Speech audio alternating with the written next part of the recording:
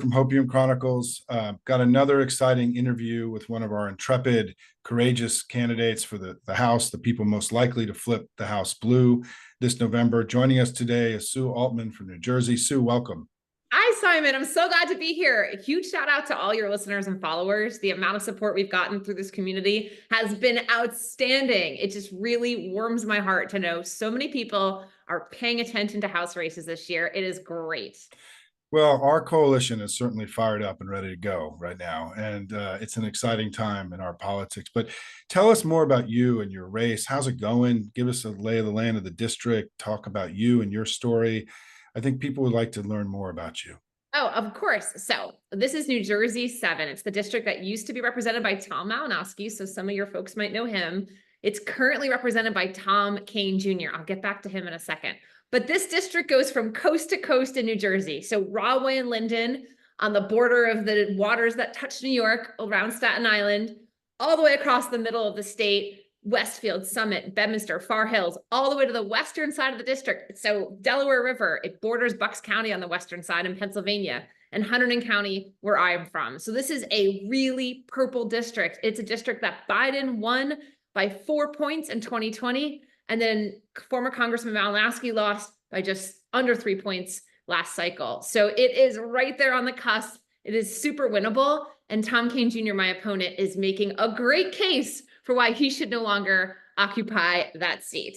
So I am from the district. I grew up in Hunterdon County, went to high school there, played a lot of basketball in my day, played at Columbia University, and actually played 2 years professionally after in Ireland and Germany. Not quite good enough for the WNBA. No Caitlin Clark, but it was a great time to play overseas. Then came back, taught for 4 years in a different part of the district up in Warren County, and then proceeded to go to the University of Oxford in England, get 2 master's degrees, come back, wound up in South Jersey, was a grassroots leader there with so many important grassroots leaders in Camden, New Jersey, which is one of the most under-resourced communities in all of New Jersey. And down there is when I got involved in Jersey politics. First, battling Chris Christie, to the point where, if you remember Chris Christie, I know there's listeners all over the country, he was like the bully that predated Trump. He was like all bravado, but he would hold town halls, unlike my current opponent, Tom Kean Jr., and it was my starting point in New Jersey politics, when at a town hall with Chris Christie, we were battling back and forth about Camden City public schools. And he took his wireless microphone and he threw it at me. But he didn't know that I was a former professional basketball player. So as it was like whirling and hurling in the air, I snatched it out of the air, caught it, proceeded to correct the record because he had lied. And then I tossed it back to him. And afterwards he said, "You are going to be nothing but a pain in the butt from now on, I bet." And he was super right, because I have been a pain in the butt in Jersey politics ever since. I fought corruption on both sides of the aisle, Democrats, Republicans, and I've made it my business to hold accountable both parties in New Jersey, because New Jersey is not called a soprano state for no reason. We had our issues with corruption, we still do, but there's a new generation of politicians here in New Jersey, a new generation of leaders, incredible grassroots support. We've knocked more doors this last 6 weeks than I think almost any campaign in the country. There's incredible grassroots leadership, and Andy Kim is on the ticket. He's done a great job. Mikey Sherrill, another great grassroots leader, came from the grassroots. So it really is the dawn of a new era in New Jersey. And now it feels like it's a dawn of a new era nationally. Having Kamala Harris on the ticket has been incredible. Such a boost of enthusiasm. It's been so great. And this district's really winnable. So Tom Kean Jr.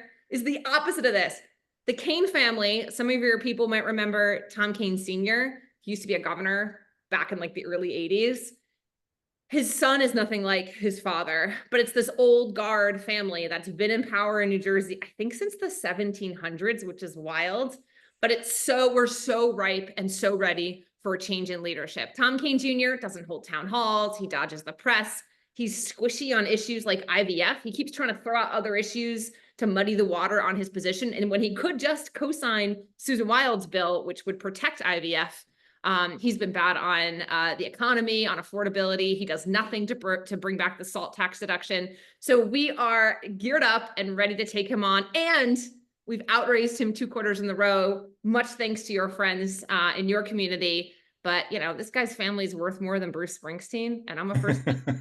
I'd say that shows that we have lots of grassroots support. So first of all, amazing pitch, and that was terrific. And I love the story about um, catching Chris Christie throwing something. I mean, Christie, I mean, to be able to give it back to Chris Christie is a great badge of honor, right? And you want to, somebody who knows about being a pain in the ass, so it means That a was the lot. word he used. Yeah, I know. It's very New York. I mean, it's very New York. So two quick questions. One is, how has the race changed since our ticket changed? And, what are you seeing in terms of volunteers and money? And then I had another question, which I'll think of after that one. But how Okay, has well, the that's a really good race one to changed? Yeah, start. yeah. So I'm a huge fan of Joe Biden. I think he's done a great job. But obviously, after the debate, there was that moment of reckoning in the party. And what was so extraordinary is after we came out of that 2 or 3 week period and the party coalesced around Vice President Harris, the amount of hope and energy in the atmosphere every time I meet up with a canvas, every time I'm at an event, when I go to the doors, it has been night and day. There's a difference between organizing out of fear and out of trepidation and out of like worry, and organizing out of hope and vision and a positive sort of future for the country that we're all kind of united behind. And I have been so delighted, the cheerfulness, the delight, the happiness, the joy, it makes the work, which sometimes like in the last, this district's been a swing district since 2016, 2018. The amount of effort it takes to keep up the organizing through the thick and the thin of the ebbs and flows of cycles is a huge burden for the grassroots to do. And all these people are volunteers. I mean, they're doing this in their spare time. So to sort of be ignited into this moment where there's now energy coming out of Washington, coming out of the national party, makes the work so much easier. And we're tough here in Jersey. We know how to organize. So our people would have done it either way. But to do it with the enthusiasm and the sort of hope from the top of the ticket, Kamala Harris to Andy Kim to this House race, this is the only swing district in New Jersey. So it is an all hands on deck situation here in the Garden State. And I couldn't be happier. Yeah, no, it's really, we talk a lot about what you just said in our community about how what I've been doing in my discussions with everybody is letting people know that, we've been operating out of fear and worry really since the beginning, since the Capitol was attacked in January of 2021. And that, we were told a red wave was going to come and wash across the land and just, devastate the Democratic Party. And then in 2023, we knew that Biden was struggling a little bit and Trump was a little bit further ahead than we would all feel comfortable. And there was this sense of fear and worry. But now we're operating by a different set of emotions, right? By love of country, by joy, by patriotism, by having an affirmative agenda about where we want to take the country. And it's okay for us to go there emotionally, right? Yes. Because I've been doing politics a long time. It is a lot easier to win when you feel like you're winning and things are good than when you're worried and operating out of fear. And so I really agree with you so fundamentally about what you're saying about the need for us to now allow ourselves to leave this place of fear and worry and go to this place of love, of being driven by love of country, strength, confidence. Because from sports, right? There's nothing ever bad about being ahead. Like And being playing without fear. I mean, I've yeah, had so many great coaches in my life, and you always lose if you play scared. But if you play inspired, if you're picking up your teammates off the floor, if you're diving on loose balls, you're grabbing rebounds, you're playing defense, you don't have to play perfect. But that joy and that enthusiasm will intimidate the other team, will yeah. make them make mistakes, and will be a great experience. And you're so much more likely to win a game when you're having a good time than if you're playing scared and you're too afraid to shoot. Then you make mistakes. Then you turn the ball over, you throw it out of bounds, you bounce it off your foot.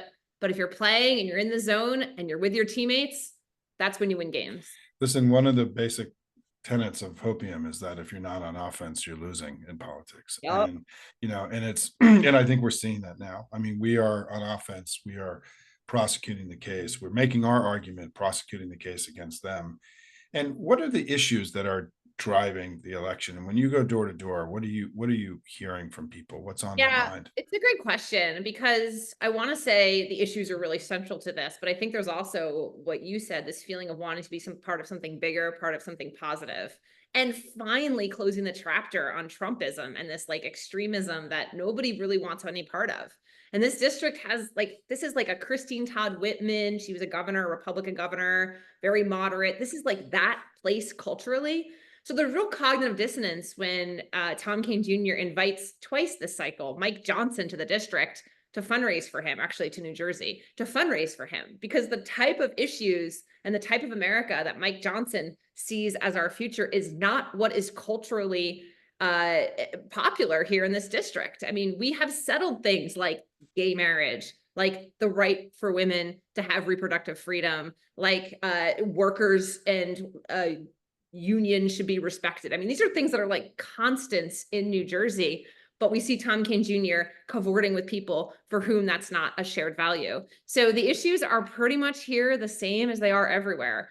The issue of reproductive freedom, IVF, Tom Kean Jr. has been all over the place on the IVF issue. He knows it's deeply unpopular to be against IVF in this district. But my guess is because the Republican leadership has to kowtow to the very extremist wings of their party, both donors as well as members of Congress, Kean is kind of trying to have it both ways. Last cycle, this guy had a secret website where he was like Mr. Trump, Mr. Extremist, that he only sent out to certain people that I'm sure he tagged as being more of the MAGA community. Yeah. So reproductive freedom, the economy, affordability, and democracy. And democracy isn't just the horrific things that happened on January 6th. It's that you have a representative like the founding fathers intended in the House that meets with you, that shows up, that does his job, that's most deeply connected to the people of this district.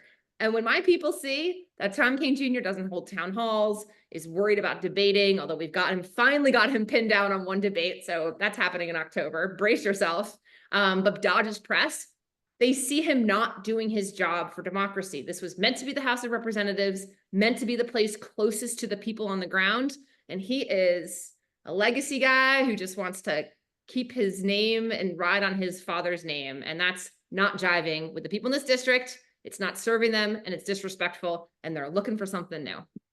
You know, it's really, I'm intrigued and about what you said about the issue, the role of issues, because I agree with you, by the way. I mean, I think that this is an interesting challenge for the Harris campaign because this is so unusual. We're in such a special moment. We're uncharted territory, right? And in so many ways. And this week, you know, they've done very kind of traditional issue advertising around the economy, which I think was necessary. I mean, I think we've been trailing on the economy. I love her opportunity agenda, the way she's framing her economic story about we just don't want people to get by but get ahead. That's one of the most powerful political lines since I've been in the business. I think it's so easy, it flows off the tongue so well, and it speaks so powerfully to who we are and what we want, right? I think she really nailed it on that. But I do think you're right that this election is actually operating at this higher level around freedom and democracy and the gravity of the moment and the fatigue that we have with the extremism, the absurd, you know, the painted man, all the craziness that's happening around Trump, the chaos.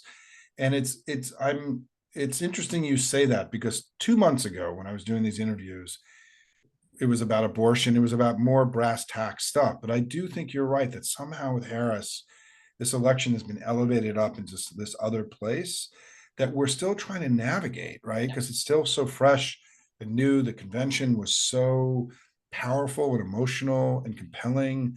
It was amazing. I mean, it was my 9th convention, and I'd never been anything remotely like that before in terms of every speech was just hitting it out of the park. And tell me how, I think for people here, you've talked about the grassroots.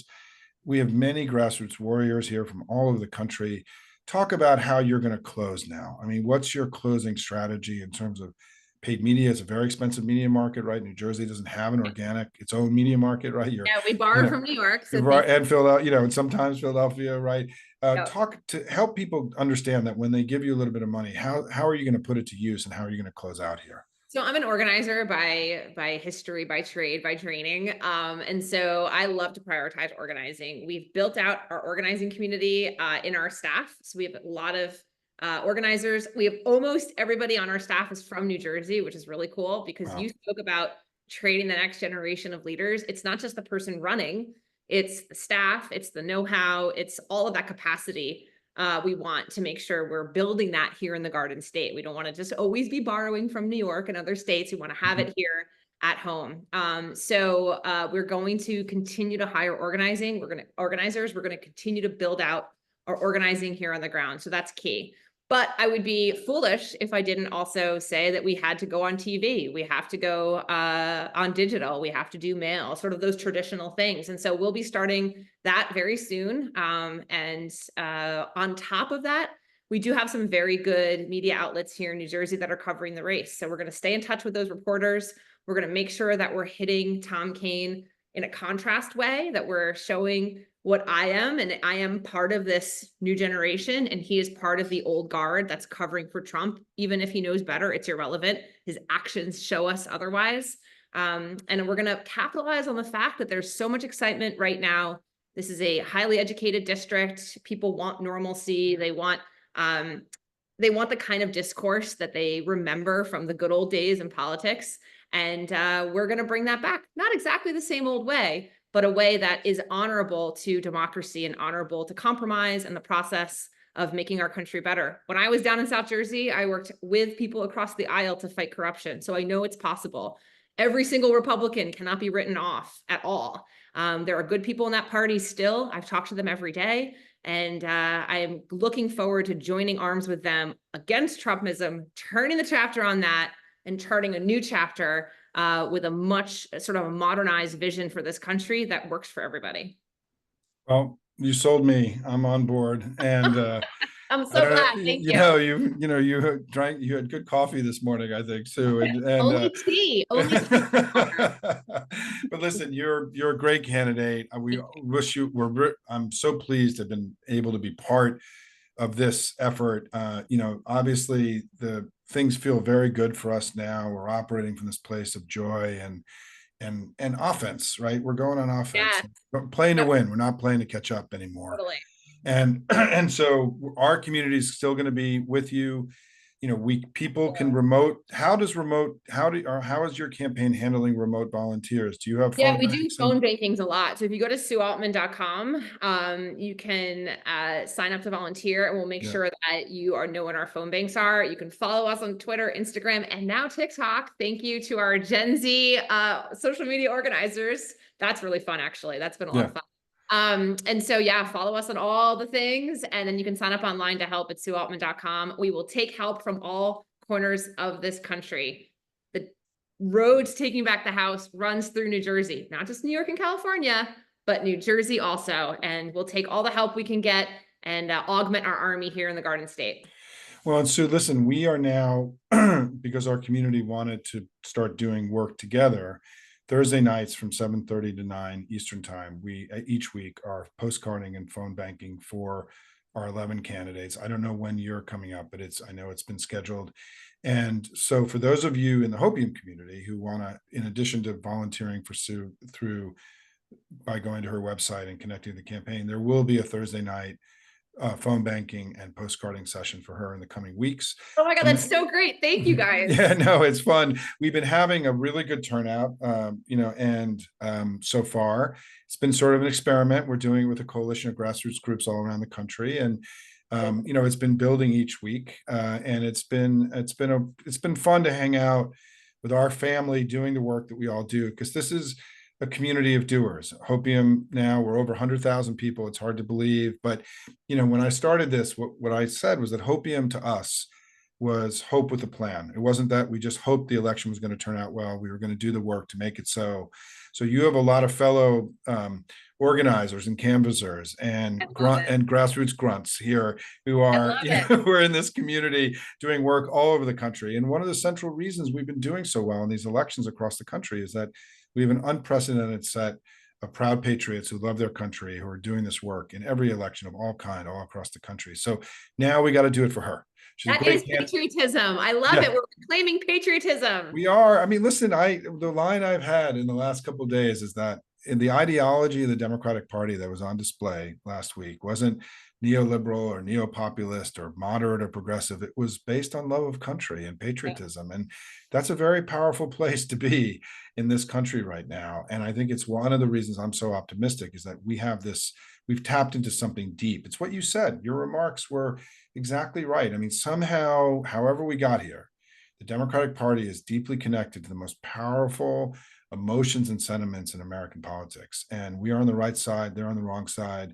We got a great team, and we're going to go kick their ass together. So, Sue, thank you so much. Thank you, Simon. Thanks to Okay. everyone listening. You guys are the best. Okay. Seriously. Thank you. Take care, everybody. Take care. Bye.